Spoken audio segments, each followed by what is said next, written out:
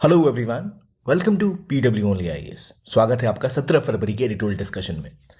अब आप सबका सवाल होगा सुमित सर कहाँ हैं। तो उनकी फैमिली में कोई एक मेडिकल इमरजेंसी हो गई है जिसकी वजह से अगले कुछ दिनों तक वो ये सेशन नहीं ले पाएंगे।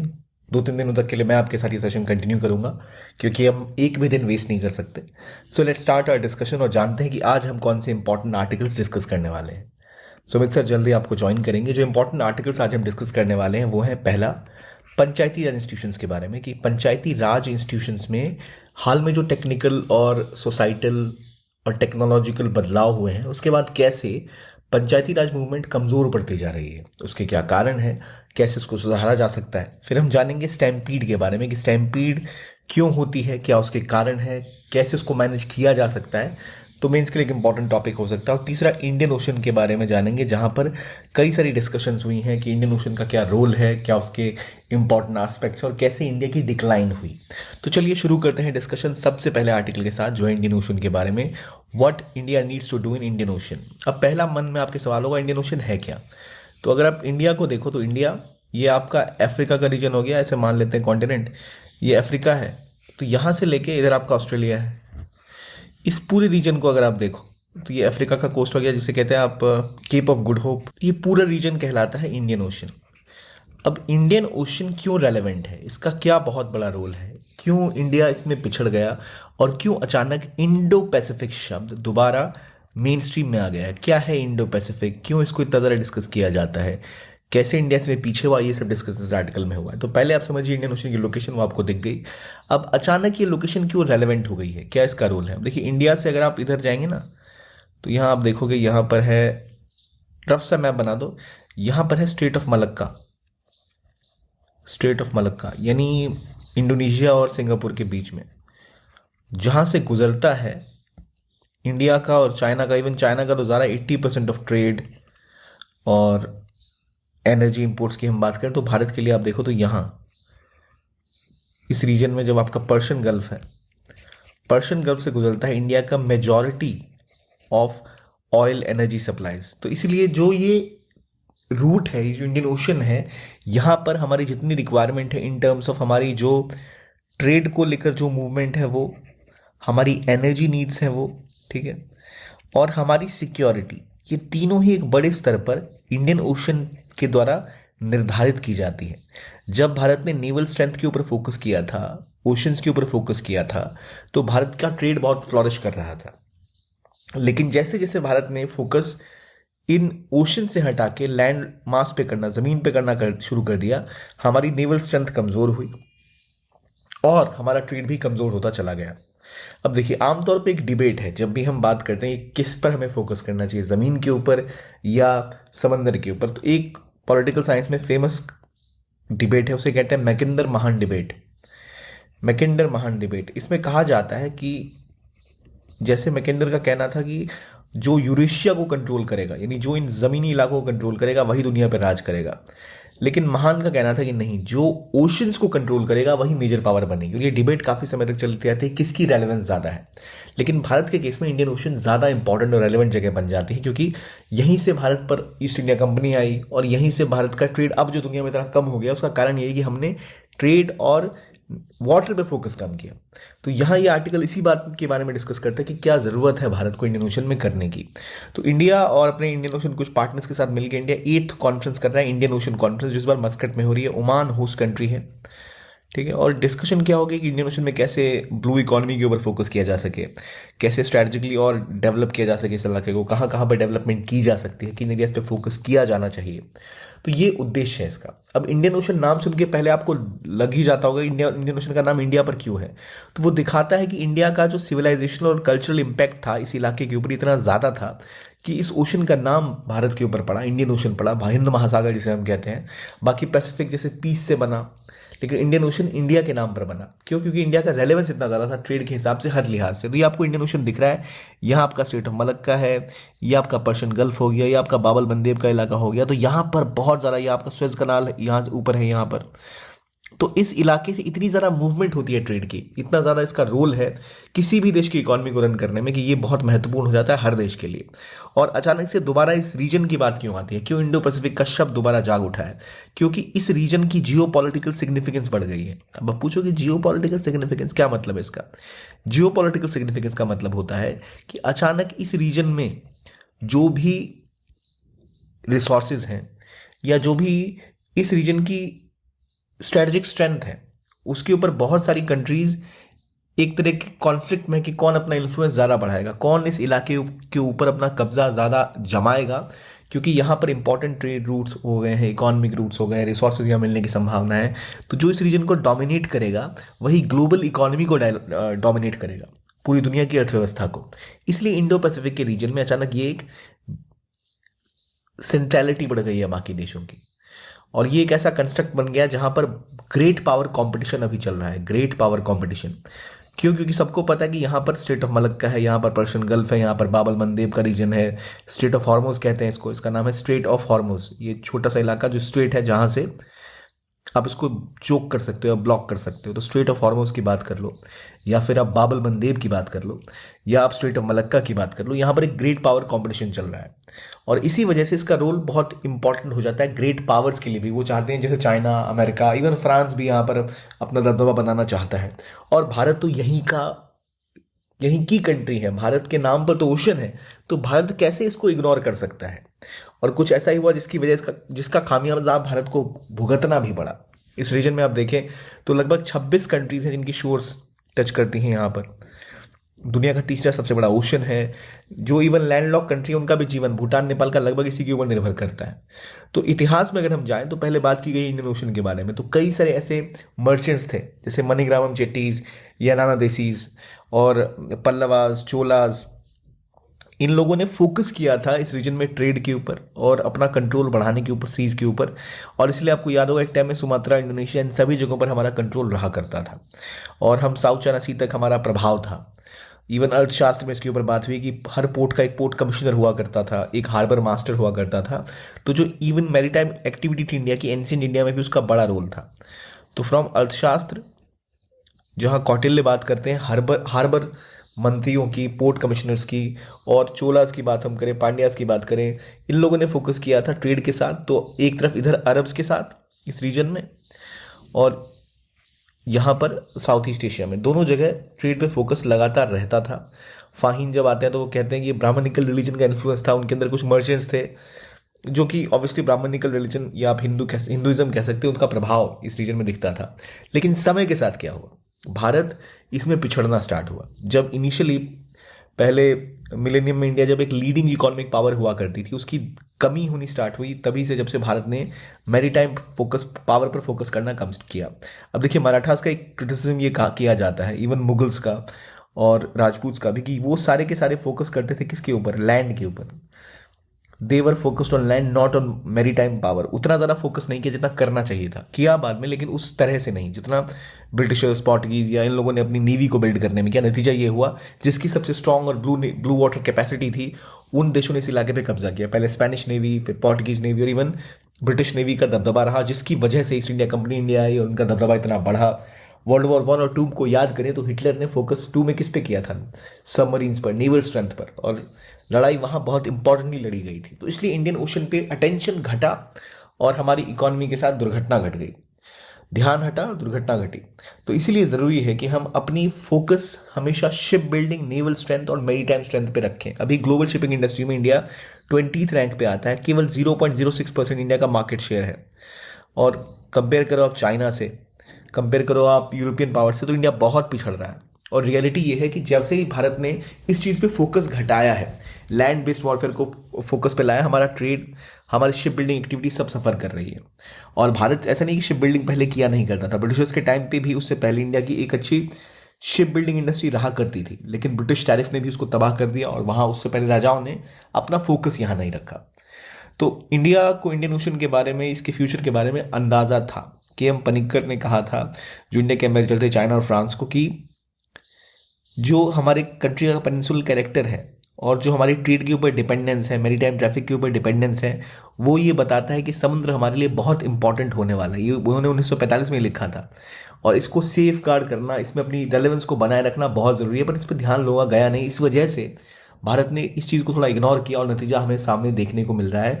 हमारी लीडरशिप अभी तक कॉन्टिनेंटल माइंडसेट में इन्वॉल्व थी। किस चीज़ में? कॉन्टिनेंटल माइंडसेट में। तो अगर मैं आपसे पूछूं कि अभी आपको मैं बोलूं एक ऐसे लिखने कि भाई क्या रोल हो सकता है इंडिया का इंडियन ओशन में, क्यों इंडियन ओशन रेलेवेंट है, तो आप क्या क्या डिस्कस करोगे? आप डिस्कस करोगे हिस्ट्री थोड़ी सी, आप डिस्कस करोगे important maritime choke points, sea lanes of communication, आप डिस्कस करोगे कैसे ऐतिहासिक रूप से भारत का दबदबा तब ज़्यादा रहा करता था जब भारत इंडियन ओशन को प्रायोरिटाइज करता है। यहाँ पर आज के टाइम में देखो, चाइना इस स्ट्रेट ऑफ मलक्का में उनका ट्रेड बहुत निकलता है, 80% के आसपास कहा जाता था एक समय में कि वो डिपेंडेंट थे इसके ऊपर। तो अपनी डिपेंडेंस कम करने के लिए चाइना पाकिस्तान इकोनॉमिक कॉरिडोर बना दिया। चाइना म्यांमार इकोनॉमिक कॉरिडोर के ऊपर काम किया, और इवन अपने BRI initiative, belt and road initiative में और कई सारे लैंड रूट डेवलप किए ताकि उसको इनके ऊपर निर्भर ना रहना पड़े, क्योंकि यहाँ वो अगर निर्भर रहते हैं तो भारत का प्रभाव रहेगा। अंडमान निकोबार में इंडियन नेवी बैठी हुई है, प्लस यहाँ पर आसपास अमेरिका की बेसिस भी हैं। तो अपना सप्लाई चेन रूट्स को हमेशा हर एक कंट्री सिक्योर करना चाहती है, और भारत के लिए भी ज़रूरी है कि भारत अपने इन रूट्स को सिक्योर करे। अगर हम नहीं करते हैं तो हम भी एक बड़ी स्ट्रैटेजिक मिस्टेक कर रहे होंगे। केवल गुडविल से काम नहीं चलेगा, हमें प्रोएक्टिव स्टेप्स लेने पड़ेंगे। धीरे धीरे ग्लोबल पावर जो है उसका एक्सेस दोबारा इंडियन ओशन की तरफ बढ़ रहा है। US UK डिगो ग्राशिया की बेस हो गई, रियूनियन आइलैंड फ्रांस वाला, ये सब एक्टिव हो चुके हैं। इवन जिबूटी के इलाके में चाइना, फ्रांस, अमेरिका सब की बेस है। अब देखो सेशल्स, डिगो ग्रेशिया का नाम तो आपने बार बार सुना ही है, एलिगेला आइलैंड, एजम्पशन आइलैंड, इन जगहों पर अब ये लोकेटेड कहाँ है, आपसे पूछा जा सकता है, तो इसको मार्क जरूर करिए। ये सारी जगहें अचानक से दोबारा फोकस में है क्योंकि पावर कॉम्पिटिशन बढ़ चुका है। हर कोई चाहता है कि इस रीजन में अपनी नेवी तैयार रखे कि कभी यहाँ पर हूती बैठे यमन में, वो रॉकेट फायर करने लगते हैं तो ये ट्रेड रूट डिस्टर्ब हो जाता है, तो शिप्स को नीचे घूम के आना पड़ता है, तो उनकी कॉमर्शियल शिप्स सेफ रहें, सी पायरेसी ना हो, कोई और यहाँ अपना दबदबा स्टैब्लिश ना करे। तो ये कॉम्पिटिशन हमें देखने को मिल रहा है। इसलिए ज़रूरी है कि अब इस ग्रेट पावर कॉम्पिटिशन को देखते हुए भारत अपनी नेवी को और अपनी नेवल स्ट्रेंथ को सिक्योर करे, एक स्ट्रांग ब्लू वाटर पावर बने। ब्लू वाटर पावर या फिर ब्लू नेवी जिसे हम कहते हैं, उसका मतलब होता है कि जो अपनी जिनकी नेवल स्ट्रेंथ इतनी होती है कि पूरे सी को डोमिनेट कर सकते हैं। तो हमें अपनी सी कंट्रोल स्ट्रैटेजीज के ऊपर काम करना पड़ेगा। सी कंट्रोल स्ट्रैटेजी यानी समुद्र पे हमारा दबदबा बना रहे, इसके लिए हम बड़े बड़े पोर्ट्स में इन्वेस्ट कर रहे हैं। चाहे वो आप बात करो चाबहार में हमने काम किया, दक्कन पोर्ट ओमान की बात कर लो, इवन हम थोड़ी बहुत इन्वेस्टमेंट मालदीव में कर रहे हैं, सवांग पोर्ट हम इंडोनेशिया में कर रहे हैं इन्वेस्ट, और हमने सितवे में इन्वेस्ट किया है, हमने मतारवाड़ी पोर्ट और मोंगला पोर्ट बांग्लादेश वहाँ पर इन्वेस्ट किया है। तो हम भी यहाँ पर कई जगह अपनी इन्फ्लुएंशियल ब्लू वाटर पॉलिसी बना रहे हैं, चीज़ों को सिक्योर करना चाह रहे हैं। एजम्पशन आइलैंड, एलेगेला आइलैंड में हम भी निवेश कर रहे हैं, और हमारी एक पॉलिसी है Sagar, security and growth for all in the region. इसके तहत भारत यहाँ पे जितने भी कंट्रीज़ हैं उन इंडियन ओशन में, उन सब के साथ पार्टनरशिप करके उन सब की ग्रोथ को प्रायोरिटाइज करना चाहता है। साथ में खुद की भी ग्रोथ होगी, सब फोकस करेंगे तो हम एक ब्लू इकोनॉमी के ऊपर फोकस पर कर पाएंगे। देखिए 2-3 शब्द हैं, what is blue economy, what is blue water navy, तो ये समझिए। ब्लू इकोनॉमी का मतलब होता है जब आप किसी ओशंस के रिसोर्सेज का फ़ायदा उठाकर सस्टेनेबल इस्तेमाल करके रिसोर्सेज का आप इकोनॉमिक डेवलपमेंट के ऊपर फोकस करते हो, यानी फिशरीज़ हो गया, टूरिज्म हो गया, रिसोर्स एक्सप्लोरेशन हो गया, लेकिन आप उसको सस्टेनेबली यूज़ करते हो। Sustainable use of ocean resources to grow the economy. इसमें आप विंड एनर्जी का इस्तेमाल कर सकते हो, आप जो थर्मल पावर नहीं, जो इस रीजन में ओशन आप एनर्जी का इस्तेमाल कर सकते हो। इन तरह की चीज़ों का इस्तेमाल करके टूरिज्म हो गया, ट्रेड हो गया, इसकी सस्टेनेबल यूज़ केस को फोकस पे लाके ग्रो करने का कोशिश जब आप करते हो तो कहते हो कि आप ब्लू इकोनॉमी पे फोकस कर रहे हो। लेकिन जब आप ब्लू वाटर की बात करते हो, ब्लू वाटर नेवी की बात करते हो, इसका मतलब कि आप वो नेवल स्ट्रेंथ पे काम करते हो जिसके तहत आप लंबे दूरी तक समुद्र पे अपना कंट्रोल बना के रख सको। तो भारत अब इसके ऊपर फोकस कर रहा है, और सागर इनिशिएटिव लॉन्च होने के बाद कंसिस्टेंटली हमने इसके ऊपर एक पुश देखी है कि हम भी अब ब्लू वाटर पावर बनना चाहते हैं जिनके पास ज़्यादा क्षमता हो, और इसी के तहत भारत इस इलाके का नेट सिक्योरिटी प्रोवाइडर बनना चाहता है कि यहाँ पर अगर कोई भी समुद्री सी पायरेसी हो तो भारत उनको आके बचा सके। यहाँ आपको याद होगा सोमालिया के सी पायरेट्स ने कुछ शिप्स पे हमला किया था, तो इन्हें नेवी ने आके वहाँ पे प्रोटेक्शन प्रोवाइड की थी। यहाँ पर जो ज़बरदस्त नार्कोटिक्स ट्रेड होता है, अफीम का इलीगल व्यापार, उसको रोका जा सके। जो खतरे हैं शिपिंग शिप्स को, ट्रेड वाले, उनको रोका जा सके। तो भारत को ज़रूरत है इस पर फोकस करने की, और हमें ज़रूरत है कि हम सी कंट्रोल स्ट्रैटेजीज के ऊपर काम करें। अब इन्हीं समुद्रों में आपकी जो केबल्स जाती हैं इंटरनेट वाली, वो होती है, वो कभी नुकसान पहुंचा देता है कोई, और कोई चाइना जैसी नेवी वहाँ आकर, तो इसका ध्यान रखना ज़रूरी है। आगे की कम्युनिकेशन नेटवर्क में यहाँ के जो अंडर सी केबल्स हैं वो बहुत इंपॉर्टेंट है। जनरली ये यूरोपियन कंपनीज के द्वारा मैनेज किए जाते थे, पर अब चाइनीज़ कंपनीज इसके ऊपर फोकस कर रही है। तो क्या इंडिया के लिए सिक्योरिटी थ्रेट नहीं हो सकता है? ये बिल्कुल हो सकता है कि भाई इंटरनेट ही खत्म हो जाएगा, कनेक्टिविटी सब तबाह हो जाएगी। तो इसलिए ज़रूरी है कि इस लिहाज से भी भारत ध्यान दे, और रिसोर्सेज के लिहाज से भी यहाँ पर काफ़ी कुछ हमें देखने को मिल सकता है। तो terrorism, climate change, human trafficking, illegal unregulated fishing, इन सभी चीज़ों को कंट्रोल करने के लिए और मैनेज करने के लिए ज़रूरी है कि भारत एक ओपन पर्सपेक्टिव लेकर इंडियन ओशन पर फोकस करे। और जैसे हमने बोला, मैकेंडर महान डिबेट के अंदर मैरीटाइम पावर और एक लैंड बेस्ड पावर बनने के बीच में जो डिबेट थी, वहाँ ज़रूरी है कि भारत वाटर के ऊपर फोकस करे और इंडियन ओशन का सही फायदा उठाए। तो ये थी कहानी इंडियन ओशन की, क्या इसकी रेलेवेंस है, क्यों ये इंपॉर्टेंट है, क्यों भारत को यहाँ पर फोकस करने की ज़रूरत है। हमने कुछ एग्जाम्पल भी देखे कि कैसे कंट्रीज इस दिशा की ओर ज़्यादा गंभीरता के साथ बढ़ रही हैं। अब अगले आर्टिकल पे आते हैं जो बात करता है स्टैम्पीड्स के बारे में, कैसे स्टैम्पीड्स को रोका जाए मास गैदरिंग्स में। नाउ इस आर्टिकल के पहले ये पेपर 3 के डिजास्टर मैनेजमेंट के हिसाब से बहुत इंपॉर्टेंट है, पर आपने रिसेंटली सुना होगा न्यू दिल्ली रेलवे स्टेशन पर एक स्टैम्पीड हुआ जहाँ कई लोगों की जानें चली गई। महाकुंभ मेले में स्टैम्पीड हुआ, कई लोगों की जानें चली गई। और कंसिस्टेंटली हम सुनते हैं कि कई जगहों पर भारत में ऐसे स्टैम्पीड्स होते हैं जहाँ भी गैदरिंग होती है लोगों की। तो आखिर क्यों होते हैं स्टैम्पीड्स, कैसे डिफाइन किया जाता है? ये आर्टिकल बहुत अच्छा है क्योंकि इन सभी चीज़ों को डिटेल में वर्णित किया गया है। मैं उम्मीद करूँगा कि आप इसको थोड़ा अच्छे से पढ़ें और एक मेंटल नोट बनाएं कि क्या होता है स्टैम्पीड। तो देखिए, आमतौर पे जब हम स्टैम्पीड्स की बात करते हैं तो स्टैम्पीड्स का मतलब होता है एक मास गैदरिंग जिसमें कि एक भीड़ जो बेकाबू हो जाती है, जिसमें पैनिक बन जाता है, लोग दौड़ने भागने लगते हैं, इसी की वजह से कई लोग कुचल के मारे जाते हैं। आमतौर पे यही होता है। तो आप इसको एक कीवर्ड में बताओ तो अनप्रेसिडेंटेड रश सिचुएशन। जब रश सिचुएशन ऐसी हो जाती है जो आउट ऑफ कंट्रोल निकल जाए तो हम कहते हैं कि भाई स्टैम्पीड हो गया। न्यू दिल्ली जैसी जगह पर इतने इंपॉर्टेंट रेलवे स्टेशन के प्लेटफॉर्म नंबर 14-15 पे, 13-14 पे जो हुआ, वो हमारे देश के लिए काफ़ी शर्मनाक है कि हमारी राजधानी में लोगों की जान जा रही है इस तरह भगदड़ में। और क्योंकि महाकुंभ चल रहा है तो वहाँ काफ़ी लोग ऑलरेडी वहाँ जाने की तैयारी में थे। तो सिचुएशन में इस तरह से इंसानों की को एक भगदड़ का शिकार होना आज के ज़माने में दिखाता है कि कमियां बहुत रही है एडमिनिस्ट्रेशन के द्वारा। तो लेकिन ये होता कैसे, स्टैम्पीड की वजह क्या होती है? कई बार स्टैम्पीड एक लोगों में आमतौर पे पैनिक की वजह से क्रिएट होता है कि देखिए, अगर कहीं पर बहुत ज़्यादा भीड़ है तो उसको मैनेज करने का बेस्ट तरीका है कि आप कोऑपरेट करो, जो स्पेस बन सकता है उसको बनाओ और स्पेस क्रिएट किया जाए। आदमी, इंसान आराम से कोऑपरेट करके, कोऑर्डिनेट करके इससे निकलते हैं। लेकिन जब पैनिक आ जाता है तो लोग ये सब भूल जाते हैं कि हमें कोऑपरेट भी करना है, और उनका एक ही उद्देश्य होता है कि हमें बस यहाँ से बाहर निकलना है। उस चक्कर में वहाँ और कंजेशन होता चला जाता है, उस चीज़ों को और धक्का मुक्की की वजह से वहाँ स्पेस और कम हो जाता है, सफोकेशन की वजह से लोगों की जान चली जाती है। तो एक रश सिचुएशन जो कि अनकंट्रोल हो जाती है वो स्टैम्पीड कहलाती है। तो रिसेंटली जो स्टैम्पीड हमने देखा, महाकुंभ वाला और न्यू दिल्ली वाला, जहाँ कई लोगों की जाने गई स्टेशन पर, वो दिखाता है कि कमियां रही हैं। अब ज़रूरत यह है कि क्यों स्टैम्पेड्स होते हैं, कैसे इसको कंट्रोल किया जाए। तो स्टैम्पीड में एक आपको क्राउड मैनेजमेंट करना होता है कि कैसे क्राउड जो है वो ढंग से आ जा सके। कई जगह क्या होता है, जब भी ज़्यादा क्राउड होता है तो जो एंट्री एग्जिट पॉइंट होता है उसको आपको मैनेज करना बहुत ज़रूरी होता है। और एंट्री एग्जिट पॉइंट को आपने मैनेज नहीं किया, अगर एंट्री पॉइंट और एग्जिट पॉइंट पर बॉटल नेक क्रिएट हो गया। बॉटल नेक मतलब, बॉटल को देखा है आपने, बोतल की गर्दन जो होती है बॉटल की पतली सी होती है। क्यों? क्योंकि ढेर सारा पानी एक बार में बाहर न गिर जाए, उसको रोकने के लिए। कि आप पानी की में जो आप बॉटल की शेप देखते हो कैसी होती है, ये बॉटल की शेप जनरली ऐसे होती है ना, यहाँ पतला सा होता है इलाका। तो ये बॉटल नेक क्यों होता है? इसलिए होता है ताकि ढेर सारी जो आप वाटर है एक बार में ना निकले उससे। तो वही जब सड़कों पर कई जगह जाम बन जाता है या लोग जब भीड़ से जाते हैं, जब एग्जिट करने लगते हैं, एक बड़ी सी भीड़ आई लेकिन यहाँ पर रास्ता बहुत छोटा है तो यहीं पर भीड़ जमा हो जाएगी ढेर सारी। तो उस बॉटल नेक को रिमूव करने के लिए ज़रूरी है कि आप क्राउड मैनेजमेंट बेहतर करें, एंट्री एग्जिट पॉइंट को ढंग से मॉनिटर करें, और यही गलतियां होती हैं।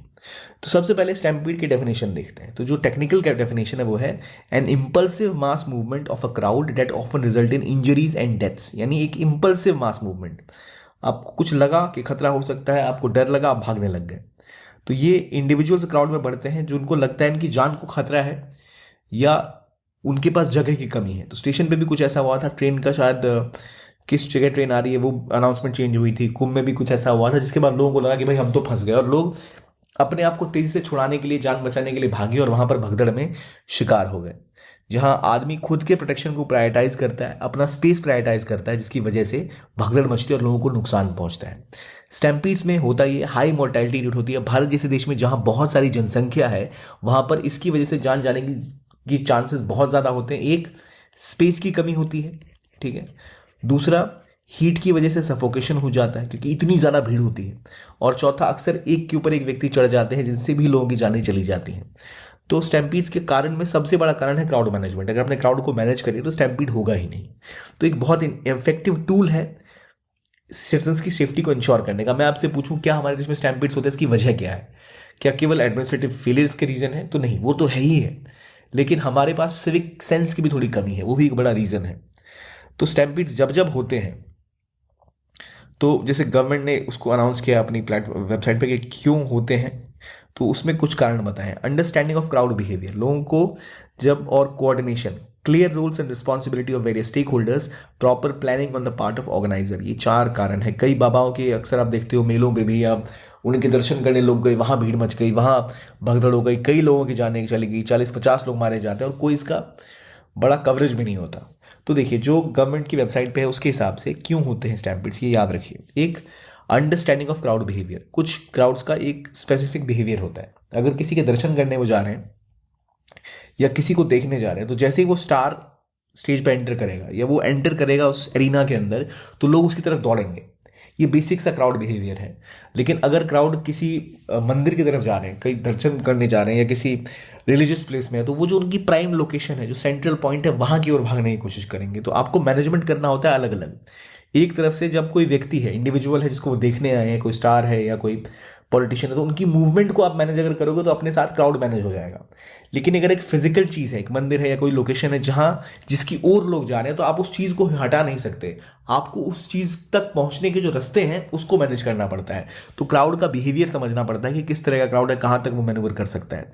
फिर आपको कोऑर्डिनेट करना पड़ता है एंट्री पॉइंट, एग्जिट पॉइंट, और हर एक पॉइंट पर जहाँ पर बॉटल ने क्रिएट हो सकता है उसको ना क्रिएट होने दिया जाए। अलग अलग लोग, जो ऑर्गेनाइजर्स हैं, जो वहाँ की एडमिनिस्ट्रेशन है, जो क्राउड है, उसका भी रोल होता है कि क्या किस स्टेक होल्डर की क्या रिस्पॉन्सिबिलिटी होगी, और पहले से आप प्लान करते हो इमरजेंसी सिचुएशन के लिए, तभी जाकर स्टैम्पीड्स रोके जा सकते हैं। लेकिन स्टैम्पीड्स होते क्यों हैं? देखिए, ये तो समझ लिया क्यों हो रहे हैं, क्योंकि इन सब के बीच में लैक है, कोऑर्डिनेशन नहीं है, क्राउड बिहेवियर नहीं पता, क्लियर रोल रिस्पॉन्सिबिलिटी नहीं पता। लेकिन होने की वजह क्या है? होने के पीछे सबसे बड़ी वजह है ह्यूमन साइकोलॉजी। ह्यूमन साइकोलॉजी एक बहुत बड़ा रोल प्ले करती है, क्योंकि अक्सर ऐसा होता है जहां डर यानी पैनिक सिचुएशन आती है। जैसे ही पैनिक क्रिएट होता है, इंसानों को लगता है कि हमें अपनी जान बचानी है, और जो पैनिक आता है तो सबसे पहले क्या होता है, हमारा जो कोऑपरेटिव बिहेवियर है वो बिल्कुल साइडलाइन हो जाता है। अगर हम कोऑपरेट करें तो स्टैम्पीड ना हो, क्योंकि इतनी भीड़ तो हर जगह होती है, फिर भी आप एंटर एग्जिट कर देते हो मंदिरों में, स्टेशनों पर हर रोज हमें भीड़ दिखती है। लेकिन जब पैनिक सिचुएशन होती है तब हमारा कोऑपरेटिव बिहेवियर पैटर्न डिस्टर्ब हो जाता है और हम बस जान बचाने के ऊपर फोकस करते हैं, चाहे खतरा हो या ना हो, पर हमें लगता है कि पैनिक है, खतरा है, और क्योंकि हमें लग रहा है तो हमें देख के कई और लोगों को वो सेंस ऑफ इनडिफरेंस आता है और इसी वजह से विवाद और ज़्यादा बढ़ जाता है। कई जगह इस क्रेज की वजह से भी होता है कि उन्हें लगता है कि नहीं नहीं, कुछ तो इरेशनल हो रखा है या तो कुछ ऐसा होने वाला है। उनको ऐसा लगता है कि हमें अपनी जान बचानी है, हमें खतरा हो सकता है, या हमारा बच्चा की जान खतरे में है, इसको हमें बचाना है, हमारे बच्चे की जान खतरे में। तो उन सभी कारणों से एक साइकोलॉजिकल हिट होता है जिसकी वजह से स्टैम्पीड शुरू होता है। इसके बाद जब आप ये शुरू करते हो तो कई इसके पीछे कारण है कि क्यों ऐसा हो रहा है। क्योंकि चलो इस टेबल को हम बाद में डिस्कस करेंगे। जैसे उत्तर प्रदेश का एग्जांपल दिया, जहां पर एक हाथरस में जो स्टैम्पीड हुआ था, वहां क्या था, लोग पैर छूने गए थे अपने ईस्ट के। वहां पर क्या हुआ, उसकी वजह से वहां से जमीन की मिट्टी उठाना चाहते थे, जिसकी वजह से स्टैम्पीड हो गया। तो क्यों हुआ? वो वहां पहुंचे, उनको लगा कि नहीं टच कर लेंगे, लेकिन फिर अचानक वो डिस्पर्स होने लग गए या बहुत लोग वहां पहुंच गए, तो वो अचानक से अपनी मिट्टी उठा के भागने लग गए। नहीं सोच रहा कि अब कैसे निकलोगे या किसी को क्या लग सकता है। आप दौड़ रहे हो, सामने वाला सोच रहा है अच्छा ये दौड़ रहा है, मुझ पे गिर सकता है, मैं भी दौड़ना स्टार्ट कर दूं। तो ये दिक्कत हो जाती है। फिर एक स्ट्रक्चरल इशू आता है, जहां पर जब भी स्टैम्पीड इवेंट या कोई क्राउड मैनेजमेंट का इशू होता है तो उसमें अक्सर हमें देखा जाता है एक स्ट्रक्चरल इशू रहता है। क्या स्ट्रक्चरल इशू रहता है? अगर रात का टाइम है तो लाइट नहीं होगी, लोगों को दिखना कम होगा, क्राउड फ्लो डिवाइड नहीं होता, एक ही तरह का एक ही साथ सारा क्राउड चला जाता है, कोई बैरियर या बिल्डिंग तोड़ के लोग एंटर करते हैं, एग्जिट ब्लॉक्ड रहती है, या फिर प्रॉपर बॉटल ने क्रिएट हो जाता है, या फिर जो आपका एग्जिट पॉइंट है वो ढंग से डिज़ाइन नहीं है। क्राउड की डेंसिटी ऑब्वियसली बहुत ज़्यादा होगी तभी तो ऐसा स्टैम्पीड होगा, डेंसिटी कम रहती है तो स्टैम्पीड होता ही नहीं, ये हमें पता ही है। पैनिक जैसे ही फैलता है, आपका जो हार्डवेयर है, जो एग्जिट पॉइंट है, जो तीसरा दूसरा पॉइंट हमने देखा, स्ट्रक्चरल इशू ऑलरेडी है, इतने सारे लोगों की डेंसिटी को इतने समय में आप हैंडल कर सको, इसके लिए आपका इंफ्रास्ट्रक्चर तैयार नहीं है। तो आप देखो यहाँ तीन चीज़ें हुई, एक आपकी डेंसिटी ज़्यादा है, फिर आपका स्ट्रक्चरल इशू है, और साइकोलॉजिकल इशू तो क्रिएट हो ही जाएगा उसके बाद कि लोगों के अंदर डर बैठ जाएगा और ये बढ़ता ही चला जाएगा और लोग भागेंगे और भीड़ की वजह से तबाहियां और बढ़ जाएंगी। तो इन सभी कारणों से आप देखते हो स्टैम्पीड अकर होता है। अब देखो तो यही बात है, पैनिक हुआ, आप इवैक्यूएशन क्राउडिंग होने लग गई, आप कोशिश करोगे निकलने की ओवर क्राउडिंग से, लेकिन आप जहां जाओगे वहां पर फंस के आप मारे जाओगे क्योंकि एग्जिट पॉइंट हैंडल नहीं है। ठीक है, ओवर क्राउडिंग होगी, लोग निकलने की ज़्यादा कोशिश करेंगे, ज़्यादा जोर लगाएंगे तो कुछ लोग गिरेंगे, वो ट्रैम्पल हो जाएंगे, उनके ऊपर लोग चढ़ जाएंगे। ज़्यादा भीड़ में धक्का मुक्की होगी तो वहाँ पर सांस लेने में लोगों को दिक्कतें होंगी, सफोकेशन होगा, क्रशिंग होगी, और इन वजहों से ही आपकी दिक्कत स्टार्ट हो जाती है। तो ओवर क्राउडिंग हुई, मैनेजमेंट की दिक्कत हुई, प्लानिंग की कमी रही, फिर आपको साइकोलॉजिकल एक पैनिक क्रिएट हुआ, स्ट्रक्चरल इशू पहले से थे, कोऑर्डिनेशन आपने की नहीं थी, और स्टैम्पिड क्रिएट हो गया। तो स्टैम्पिड क्रिएशन के बारे में जब हम बात करें तो ये इंपॉर्टेंट पॉइंट है। अब क्राउड मैनेजमेंट कैसे किया जाए, इसको रिजॉल्व करने का तरीका ये है कि क्राउड मैनेजमेंट करना पड़ेगा। क्राउड मैनेजमेंट का मतलब क्या होता है, यहाँ पर आप सिस्टमेटिक तरीके से चीज़ों को प्लान करो, ऑर्गेनाइज करो, मॉनिटर करो, ताकि आप उसको पहले से एंटीसिपेट कर पाओ कि भीड़ अब कहाँ जाने वाली है। स्टेशन पे आपको पता है कोई एक ट्रेन है जहाँ मैक्सिमम भीड़ अभी बिहार या वेस्टर्न यूपी की तरफ जाती है, या महाकुंभ जाओ वहाँ जाना चाहते हैं, तो आपको पता है वो ट्रेन जो उस दिशा में जा रही है उसके आते ही लोगों की भीड़ वहाँ जाएगी। सो आपको उस प्लेटफॉर्म पर अपनी एडमिनिस्ट्रेशन को फोकस करना चाहिए था कि आप एंटीसिपेट करें और पहले रिस्क को कम करने के लिए बाकी ट्रेन या बाकी जिसकी भीड़ है वो वहाँ से हटके कहीं और जा सके, या आप सिस्टमेटिक तरीके से लोगों को एंटर करने दें। तो एनडीएमए ने इस चीज़ को समझा है और उन्होंने एक गाइडलाइन जारी करी है, क्योंकि अगर हमें समझ आ रहा है तो उनको भी पता ही ये चीज़, लेकिन अक्सर होता ही है कि गाइडलाइंस को हर कोई फॉलो नहीं करता, सिस्टम्स फॉलो नहीं किए जाते, इसलिए दिक्कतें आती हैं। फॉर एग्जाम्पल, एनडीएमए की जो गाइडलाइन है क्राउड मैनेजमेंट के बारे में, वो बात करता है कुछ चीज़ों के बारे में। पहले कि आपको अगर क्राउड को मैनेज करना है तो पहले आपको कैपेसिटी प्लानिंग करनी पड़ती है। कैपेसिटी प्लानिंग मतलब कितने लोग आएंगे और कितने लोग जाएंगे, काउंटिंग एंड मॉनिटरिंग, कि आप पहले काउंट रखो कितने लोग जा रहे हैं, और आ जाने वाले लोगों के हिसाब से आप प्लानिंग करो कि इतने लोग अगर एक लोकेशन पे एंटर करने वाले हैं तो उनके एंट्री एग्जिट की स्ट्रेटजी क्या होगी। हर जो जगह है, जो लोकेशन है जिससे विजिटर पास करेगा, हर एक पास के ऊपर आपको कोई ना कोई एक लोकेशन तय करनी पड़ेगी, इतनी भीड़ यहाँ आएगी तो अगर कुछ गड़बड़ हो तो कहाँ से निकल पाएंगे। हर एक इवेंट का एक स्टेजिंग पॉइंट होता है, लोगों की एंट्री, लोगों का एक इफेक्टिव मूवमेंट, फाइनल डेस्टिनेशन जहाँ वो गए, फिर वहाँ से एग्जिट, वो भी घूम के वापस आएंगे। तो हर पॉइंट पर आप जो आपके स्टेजेस होते हैं वहाँ पर आपको पानी, खाने पीने की सुविधा, जो अगर कभी उनको आराम करना पड़ गया तो उसकी सुविधा देनी चाहिए ताकि वो फंसा हुआ महसूस ना करें। अगर उनको पानी दिख रहा है, उनको खाना दिख रहा है, उनको कुछ चीज़ें दिख रही है, तो उनको वो पैनिक जो ट्रिगर है साइकोलॉजिकल वो नहीं होता।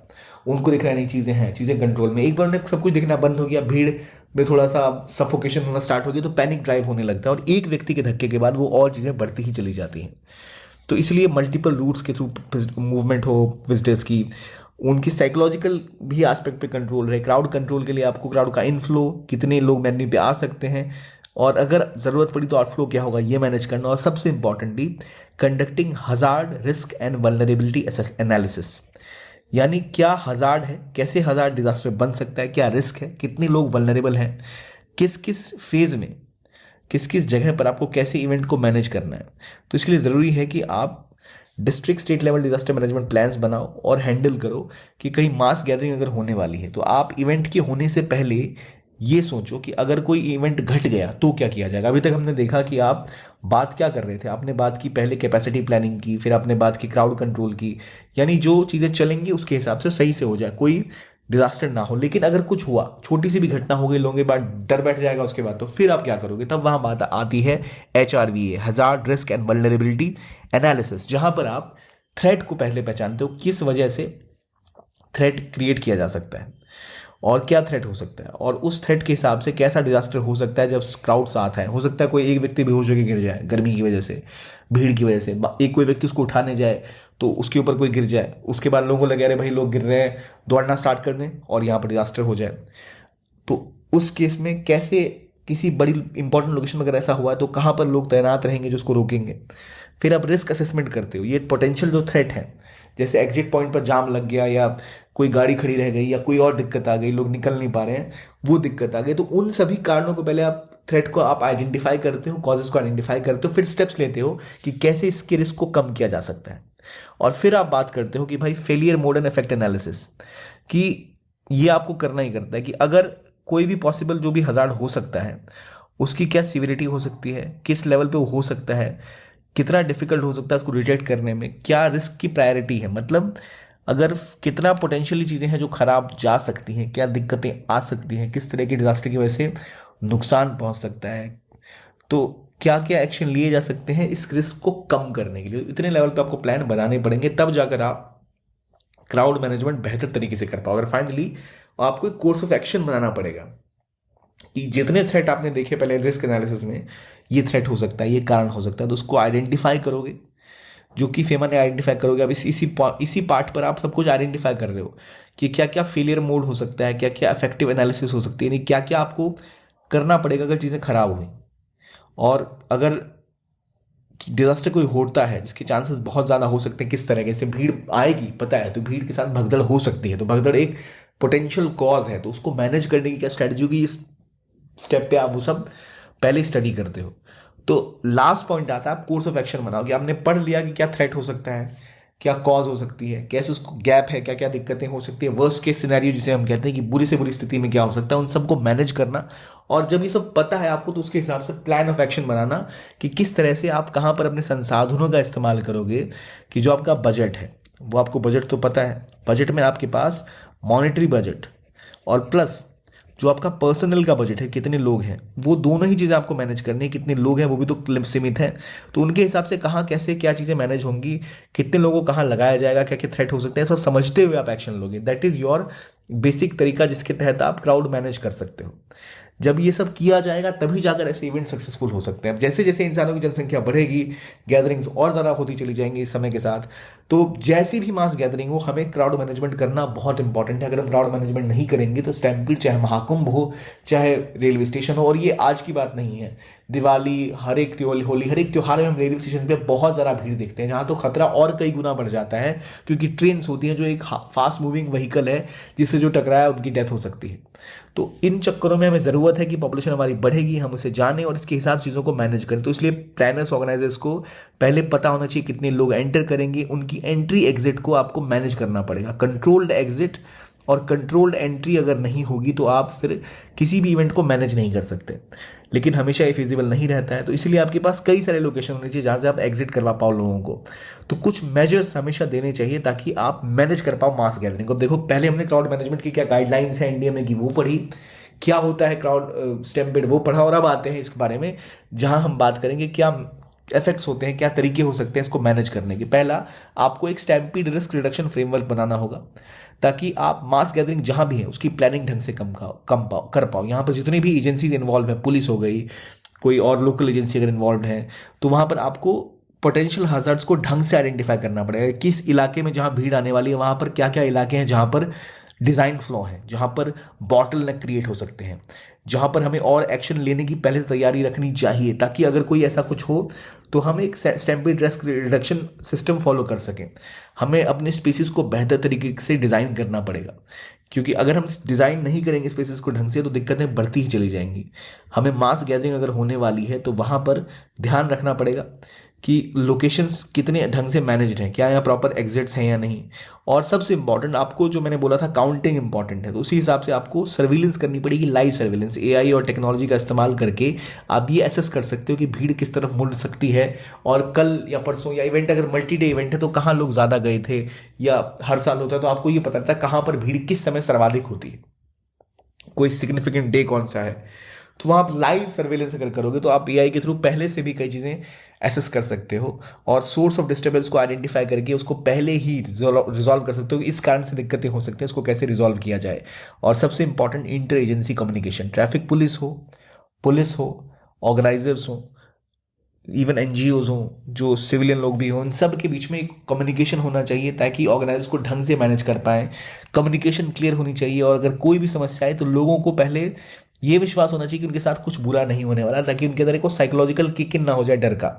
तो ये बहुत इंपॉर्टेंट है। ये सब स्टेप जब तक नहीं लिए जाएंगे, हम नहीं कह सकते हम क्राउड को मैनेज ढंग से कर पाएंगे, स्टैम्पीड को कंट्रोल कर पाएंगे। तो सबसे इंपॉर्टेंटली क्या कर रहे हो आप स्टैम्पीड रिस्क रिडक्शन फ्रेमवर्क लेके आओगे, आप इंटर एजेंसी कोऑर्डिनेशन करोगे, आप डिजाइन ऑफ स्पेसेस को बेटर करोगे, आप लाइव सर्विलेंस क्राउड की बेटर करोगे। तो 4 पॉइंट हमने बताए कि 4 points of what, 4 points of stampede कैसे घटेगा इसके लिए, ठीक है। These are 4 points of how to manage mass gathering, ठीक। फिर हमने देखा पहले स्टैम्पीड क्या होती है, उसको डिफाइन कैसे किया एनडीएमए ने। फिर हमने देखा कि क्राउड मैनेजमेंट में क्या तरीके होते हैं, गाइडलाइन में समझा क्या गाइडलाइंस हैं, क्या हमने देखा पहले स्टैम्पीड है, फिर क्या क्राउड मैनेजमेंट की गाइडलाइंस हैं, और कैसे आपको स्टैम्पीड मैनेज करना है।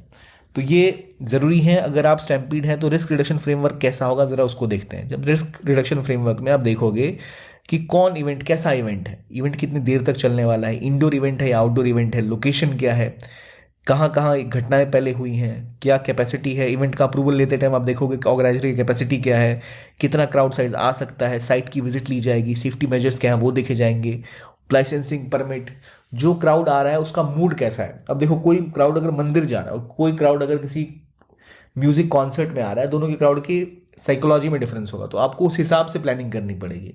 फिर आप जहाँ हो वहाँ वेदर कैसा है, बहुत ज़्यादा गर्मी तो नहीं है, हवा का एंट्री एग्जिट क्लियर है या नहीं, क्या वहाँ कोई ऐसे असामाजिक तत्व कुछ क्रिएट कर सकते हैं दिक्कतें, वो भी बात आती है। फिर आपके पास कितना रिसोर्स है, मैनेजमेंट आप कैसे करोगे, बॉटल नेक रिलीज का क्या ऑप्शन है, इमरजेंसी सेवाएं हैं कि नहीं, ambulance, health concerns, control room है या नहीं। तो इस तरह का आप जब देखते हो, ये होता है आपका स्टैम्पीड रिस्क रिडक्शन फ्रेमवर्क जिसकी बात की गई है। अगर ये फॉलो होगा तो काफ़ी इजीली आप किसी भी स्टैम्पीड को रिजॉल्व कर सकते हो। तो ये आर्टिकल बहुत इंपॉर्टेंट है। आई होप आपको क्लैरिटी मिली होगी कि भाई स्टैम्पीड क्यों होता है, कैसे होता है, और क्या इसका फ्रेमवर्क होना चाहिए। इन तीनों को हमने डिस्कस किया। इसको please as make a table और रिवाइज आप वहां से करो। अब चलते हैं तीसरे आर्टिकल की तरफ जो बात करता है पंचायती राज सिस्टम की तरफ। पंचायती राज मूवमेंट भारत में एक ऐसा मूवमेंट था जिसने ग्रास रूट लेवल पे डेमोक्रेसी को स्टैब्लिश किया, जिसमें आपके जो मार्जिनलाइज कम्युनिटी है उसके मेंबर्स डेमोक्रेसी का पार्ट बने, वुमेन पार्टिसिपेशन बढ़ी। और ये टॉपिक ऑब्वियसली पेपर 2 में आपका डिवोल्यूशन ऑफ पावर्स के हिसाब से बहुत इंपॉर्टेंट है। लेकिन रिसेंट टाइम में हम देखते हैं पंचायती जो सिस्टम है इसकी पावर बढ़ने के बजाय घटनी स्टार्ट हो गई है। जो 73rd कॉन्स्टिट्यूशनल अमेंडमेंट आया था 1992, जिसमें सबसे एक लैंडमार्क जजमेंट आया था, जो लैंडमार्क स्टेप लिया गया था, जिसके तहत भारत में जो ग्रास रूट डेमोक्रेसी वो शुरू हुई, अपने पंचायती राज सिस्टम डेवलप किया और लोकल गवर्नेंस के ऊपर फोकस किया गया। लेकिन अब वो स्टॉल हो गया। क्यों हो गया? क्योंकि अब टेक्नोलॉजी की वजह से और सोसाइटल चेंजेस की वजह से हम चीज़ों को ज़्यादा सेंट्रलाइज करते दिख रहे हैं, और जो पावर और जो स्कोप है पंचायती राज इंस्टीट्यूशंस का, जिस हद तक वो लोगों को प्रभावित कर सकते हैं, उसमें भारी कमी देखी जा रही है। ऐसा क्या है? देखिए, पहले ये देखिए कि इसकी सफलता क्या रही। सफलता ये रही कि हमने एक इंस्टीट्यूशनल 3 टायर सिस्टम डेवलप किया। 3 टायर सिस्टम जहां पर ग्रास रूट लेवल पे लोग पार्टिसिपेट कर रहे हैं। जो हम कहते हैं ना, डेमोक्रेसी तब बेहतर होती है जब सिटीजन पार्टिसिपेशन होता है। तो क्योंकि पंचायती राज सिस्टम आया तो सिटीजन पार्टिसिपेशन, एक्टिव पार्टिसिपेशन बना, जहां आम लोग आकर चुनाव लड़ते हैं और पार्टिसिपेट करते हैं मुद्दों में। महिलाओं के लिए, शेड्यूल कास्ट, शेड्यूल ट्राइब्स के लिए आप में रिजर्वेशन की प्रावधान हुई, 33% से लेकर 50% तक रिजर्वेशन प्रोवाइड की गई। प्लस हमने देखा कि कैसे जो गवर्नेंस है उसका पार्ट बने आम लोग, ठीक है, महिलाएं खास तौर पे, जिनको पता लगा गवर्नेंस का स्ट्रक्चर क्या होता है, किस तरह ऑपरेट किया जाए। लोगों को एक सेंस ऑफ एम्पावरमेंट फील हुई अलग अलग क्षेत्र के लोगों में। तो पॉलिटिकल एम्पावरमेंट, सोशल एम्पावरमेंट और बाद में इकोनॉमिक एम्पावरमेंट का भी रोल इसने निभाया। लेकिन अब क्या दिक्कतें आ रही हैं? देखिए, किसी भी पंचायत को, किसी भी एडमिनिस्ट्रेशन को ढंग से रन करने के लिए आपको कुछ चीज़ें करनी होती हैं। एक होती है डिवोल्यूशन ऑफ पावर, यानी पावर, जैसे बोला कि सब कुछ डीएम साहब के पास या केंद्र सरकार के पास ना हो, अब पावर डिवोल्व कर रहे हैं। लेकिन पावर को ठीक से ऑपरेट करने के लिए एक और चीज़ चाहिए, फाइनेंसेस। तो आपको डिवोल्यूशन ऑफ पावर और डिवोल्यूशन ऑफ फाइनेंसेस की भी बात की गई थी। तो स्टेट फाइनेंस कमीशन बनाए गए थे कि वो पंचायतों के लिए फाइनेंस की व्यवस्था अलग करेंगे। प्लस पंचायत के पास अपना खुद का फंड होगा, वो खुद की, उनके पास कुछ मैकेनिज्म्स होंगे, कुछ टैक्स या कुछ चुंगी कर या कुछ ऐसा लगा के फीस, ताकि वो अपने लिए बेसिक एक कुछ फाइनेंशियल स्ट्रेंथ भी डेवलप कर पाए। लेकिन हो ये रहा है कि पावर तो डिवॉल्व हुई लेकिन फाइनेंसेस डिवॉल्व नहीं हुए, उनको उनके लिए एक सोर्स ऑफ इनकम कुछ नहीं मिली। और इसी चक्कर में अब समय के साथ जैसे जैसे चीज़ें सेंट्रल सेक्टर स्कीम की तरफ बढ़ती जा रही हैं, जहाँ पर या तो सेंट्रल स्पॉन्सर्ड है या सेंट्रल सेक्टर स्कीम्स हैं, तो वो भी जो अगर सपोर्ट मिल भी रहा है तो वो सीधा लोगों के खाते में पहुंच रहा है, तो पंचायत का रोल वहां भी घटता दिख रहा है। लोगों को दिख रहा है कि पंचायत का कोई रोल ही नहीं है, जो मिलना है सेंटर से या स्टेट से सीधा हमारे अकाउंट में पैसा आएगा। तो जो डायरेक्ट बेनिफिट ट्रांसफर, उसका फायदा है कि कोई करप्शन नहीं है, तो वो अच्छी बात है। लेकिन पॉइंट ये कि क्या जो पंचायत का रोल एज अ बॉडी था वो कम हो रहा है, तो बाकी रोल जो उनको पूरा करने हैं वो तभी कर सकते हैं जब उनके पास भी कोई फाइनेंशियल पावर तो है ही नहीं। जितने भी आपके आज मेजर प्रोग्राम्स हैं, सोशल सेक्टर प्रोग्राम्स, वो सारे पहले लोकल गवर्नमेंट के थ्रू जो होते थे, लेकिन अब वो डिस्ट्रेस में क्यों आ गए? क्योंकि पब्लिक पार्टिसिपेशन कम हो रही है और सेंट्रल स्पॉन्सर्ड स्कीम्स बढ़ रही हैं जो सीधा सीधा बेनिफिशियरी के अकाउंट में पैसा भेजती हैं, और चीज़ें पॉलिटिसाइज हो रही हैं, जहाँ पॉलिटिकल पार्टीज इस तरह से चीज़ों में एक्टिवली एंगेज हो जा रही हैं, तो इंडिविजुअल साइड लाइन हो जा रहे हैं। मतलब आजकल पॉलिटिकल पार्टीज का दबदबा ज़्यादा होता दिख रहा है। इवन केरला जैसे राज्य में भी हमें देखना है कि इस आर्टिकल में कहा जा रहा है कि जो डिक्लाइन है वो हमें क्लियरली दिख रही है। डिक्लाइन की वजह, इसके पीछे क्या फैक्टर्स हैं? अब देखिए, जो सफलता हुई, महिलाओं का आप रोल देख लें, शेड्यूल कास्ट, मार्जिनलाइज ग्रुप्स, इनको जो पावर मिली, जो पावर डेलीगेट की गई, जो उनको एम्पावरमेंट मिली, वो तभी हो पाई जब पंचायत को एज एन इंस्टीट्यूशन कुछ शक्तियाँ थी, उनके पास कुछ कैपेसिटीज़ थी। अगर डिसेंट्रलाइजेशन करना है आपको, तभी जाकर वो लोग जो निचले तबके पे बैठे हैं, समाज के हाशिए पर हैं, वो मुख्य धारा से जुड़ सकते हैं। लेकिन क्यों ये डिक्लाइन आया? तो डिक्लाइन को उन्होंने बड़े अच्छे से एक्सप्लेन किया। पहला कारण बताया, एडमिनिस्ट्रेटिव डिसेंट्रलाइजेशन हैज प्लेट्यूड। एक तो पहला था कि आप थोड़े से पावर डिसेंट्रलाइज करो, जो आपके एडमिनिस्ट्रेशन की पावर है वो थोड़ी सी वहाँ से हटाकर आपको पंचायतों तक पहुँचानी है। स्टेट गवर्नमेंट्स को स्टाफ देने थे लोकल गवर्नमेंट को, और एडमिनिस्ट्रेटिव कंट्रोल जो स्टेट गवर्नमेंट जहाँ हर चीज़ें कंट्रोल करती, थोड़ा पंचायतों को दिया जाता है कि भाई आप मैनेज करो कि यहाँ पर गवर्नेंस कैसे हो रही है, किन एरियाज में क्या काम होने हैं। लेकिन वो चीज़ तभी हो पाएगी जब आप पहले पैसा प्रोवाइड करोगे और स्टाफ प्रोवाइड करोगे, और दोनों में ही कमी देखी गई है। जो पैसे दिए जाते हैं ग्रांट्स, वो अनटाइड ग्रांट्स, यानी जिसको किसी से जोड़ा नहीं गया। मतलब एक तो होता है कि आपका ये प्लान है, पैसा गया, इस सड़क की योजना के लिए इतना पैसा गया, तो उस पैसे की सड़क ही बन सकती है, पंचायत इंस्टीट्यूशन क्या करेगा उसके लिए? तो अनटाइड ग्रांट्स जो मिलने चाहिए वो मिलना कम हो गया। ठीक है, तो कोई मोमेंटम ही नहीं बन पा रहा, कोई उनको फायदा ही नहीं है, क्योंकि हर चीज़ टाइड है। जो भी ग्रांट मिल रहा है वो इस पर्टिकुलर चीज़ के लिए मिल रहा है। तो पंचायती लेवल पे जो अलग अलग पंचायतों की अलग अलग समस्याएं हैं, उनके खर्चे के लिए उनको पैसे चाहिए, वो कहाँ से मिलेंगे? ना लोग मिल रहे हैं, ना पैसे मिल रहे हैं। और जो डिवोल्यूशन होता था 29 सब्जेक्ट्स में, वो केवल 20% स्टेट्स ने किए, यानी पावर डिवॉल्व हुई ही नहीं है असल में, वो कम हो गई। शुरुआती स्टेज में जितने हुए उसके बाद किसी ने काम नहीं किया। फिजिकल ऑटोनॉमी तो है ही नहीं बहन के पास। पहले भी जो डायरेक्ट ट्रांसफर है पंचायतों को बढ़े हैं 1.4 लाख करोड़ से 2.36 लाख करोड़। लेकिन जो मैं आपको बताया था, अनटाइड ग्रांट्स, जितने भी ग्रांट्स मिलते हैं वो किसी एक उद्देश्य की पूर्ति के लिए मिलते हैं। तो घर, जैसे हर घर नल योजना हो गई या सड़क योजना हो गई या जो भी इस तरह की योजनाएं हैं, उसका एक उद्देश्य है। लेकिन हो सकता है एक पंचायत जो झारखंड के किसी इलाके में है, एक पंचायत जो उत्तराखंड के किसी इलाकों में है, दोनों की नीड्स अलग अलग हैं, दोनों को कुछ ऐसी स्पेसिफिक रिक्वायरमेंट हो सकती हैं जो सेंट्रल फंड या स्टेट गवर्नमेंट ने इसके ऊपर फोकस नहीं किया। वो उस काम पे फोकस वो करेंगे, तभी तो पंचायत को ज़्यादा रेलेवेंस मिलेगी। पर वो तब होगा ना जब उनको वो स्पेस दिया जाए, उनके पास वो कैपेसिटी हो। वो तो है ही नहीं उनके पास, क्योंकि उनको ग्रांट जो मिला है, जो पैसा मिला है, वो एक पर्टिकुलर काम के लिए मिला है। वो काज नहीं हुआ तो सक्सेस नहीं हुई। सो इसीलिए आप देख रहे हो अनटाइड ग्रांट्स में कमी देखी गई, 85% से गिर के वो 60% तक आ चुका है। तो इसीलिए सेंट्रल गवर्नमेंट जहां डायरेक्ट ट्रांसफर कर रही है अब डीबीटी अकाउंट्स के थ्रू, करप्शन कम हो रहा है, अच्छी बात है, लेकिन उसकी वजह से एफिशिएंसी बढ़ी है, सही बात है। लेकिन स्टेट गवर्नमेंट थोड़ी मार्जिनलाइज हुई है, और उसी वजह से पंचायतों की पावर भी और उनके पास भी जो हक है या जो उनके पास कैपेसिटी है वो कम होती जा रही है। वेलफेयर स्टेट की जब हम बात करते हैं पिछले कुछ सालों में, वहाँ पर कोशिश ये की गई है कि कैश ट्रांसफ़र सीधे लोगों के घरों तक पहुंचाया जा सके, जैम ट्रिनिटी के थ्रू, कि आपका आधार है, जनधन है, मोबाइल है, सीधा आपके घर में आपके अकाउंट में पैसे पहुंच जाएंगे। तो ग्राम पंचायत का जो रोल एज ए इंटरमीडियरी हुआ करता था, कि बेनिफिशियरी सिस्टम में वो एक बड़ा रोल निभाते थे कि कौन किसको क्या सुविधाएं दी जाएंगी, उसमें इनका रोल हुआ करता था। हालांकि मेरा व्यक्तिगत मत है कि ये ज़्यादा बेहतर है कि डायरेक्टली बेनिफिशियरीज को अकाउंट में पैसे पहुंच रहे हैं, ये भी कह रहे हैं अच्छा स्टेप है। लेकिन इनका मानना है कि इसकी वजह से पंचायत का जो रोल था इंस्टीट्यूशन, वो कमज़ोर हो चुका है। जो पहले वो एक रोल प्ले करते थे उसमें कमी आ गई। तो लोगों के नज़रों में भी अब दिख रहा है कि भाई हमें तो सरकार से पैसे मिलते हैं, पंचायत का क्या है, पैसे तो कैश ऊपर से आना है। तो उन्हें ये नहीं पता कि लोकल एडमिनिस्ट्रेशन अगर बेहतर रहेगी तभी जाकर वो अपनी बातों को बेहतर तरीके से कह पाएंगे। एक ज़्यादा सेंट्रलाइज सिस्टम होने की वजह से लोगों का आपस में एक जो सिस्टम था पंचायती राज, उस पर थोड़ा वैल्यू, जो उस पर विश्वास था, थोड़ा कम होता दिख रहा है। प्रधानमंत्री किसान सम्मान निधि की हम बात करें, जहाँ 6,000 रुपये साल के फार्मर्स को दिए जाते हैं, वो कैसे मिलते हैं? सीधे मिलते हैं। तो ये मॉडल में क्या होता है, लोकल अकाउंटेबिलिटी की बात नहीं है। पंचायत पहले लोकली अकाउंटेबल हुआ करते थे कि भाई क्या हो रहा है, कैसे हो रहा है। अब बात है कि कोई भी दिक्कत है तो पंचायत राज इंस्टीट्यूशंस में जो पंचायती ऑफिशियल्स हैं उनके पास आप जा नहीं सकते कि आपका सरपंच या आपके वार्ड सदस्य ये नहीं बताएंगे आपको कि भाई क्या हुआ, वो तो प्रधानमंत्री साहब की स्कीम है, वहाँ से आ रहा है पैसा, हम क्या करें उसमें। तो वहाँ रेलेवेंस पंचायत की आपको कम होती दिखती है। ये चक्कर है जिसकी वजह से कहा जाता है डिक्लाइन है। और देन लगातार अर्बनाइजेशन हो रही है, लोग गांव से शहरों की तरफ जा रहे हैं। 60% के आसपास अभी नंबर है, जो और घटेगा, 50% से नीचे भी पहुंच जाएगा। और वहाँ पर पंचायत नहीं, वहाँ होती है म्यूनिसिपैलिटी। और एशिया की सबसे अमीर म्यूनिसिपैलिटी है मुंबई, और जो सड़कों का हाल मुंबई का है वो उतना बदतर किसी का नहीं है। कंजेशन सर्वाधिक वहाँ है। तो म्यूनिसिपैलिटीज़ का हाल तो पंचायतों से और बुरा है, जहाँ डिवोल्यूशन और कम हुई है, जहाँ पर करप्शन और हाई है। और क्योंकि चीज़ें उधर शिफ्ट हो रही हैं, लोग परमानेंटली गांव में रहते भी नहीं है, ऊपर नीचे होता रहता है काम की तलाश में, पढ़ाई की तलाश में। तो इन चक्करों में जो ग्लोबल गवर्नेंस है, जितनी कंड्यूसिव होनी चाहिए थी, पंचायत को जिस तरह से स्टैब्लिश किया गया था, जो विजन था, वो थोड़ा धूमिल होता दिख रहा है।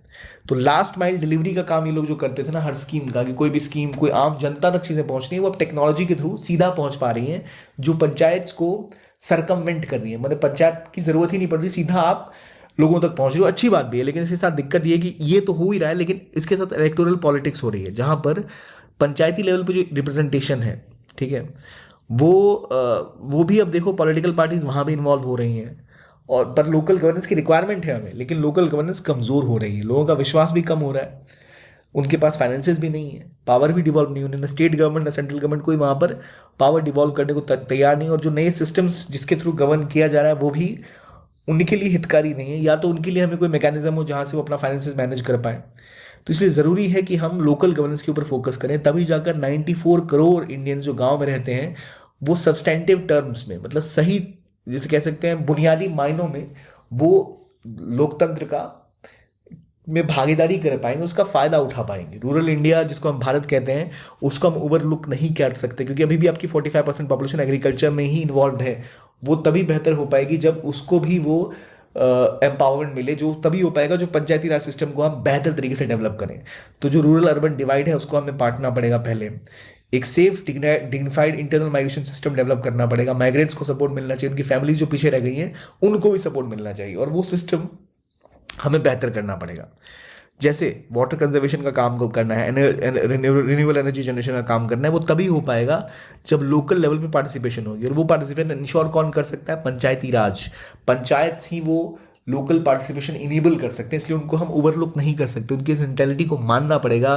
प्रॉपर्टी रिसोर्सेज, जो आप ट्रेडिशनल नॉलेज है, पब्लिक फाइनेंसेज है, इन सभी इलाकों में जो पंचायत का रोल है उनको मिलना चाहिए।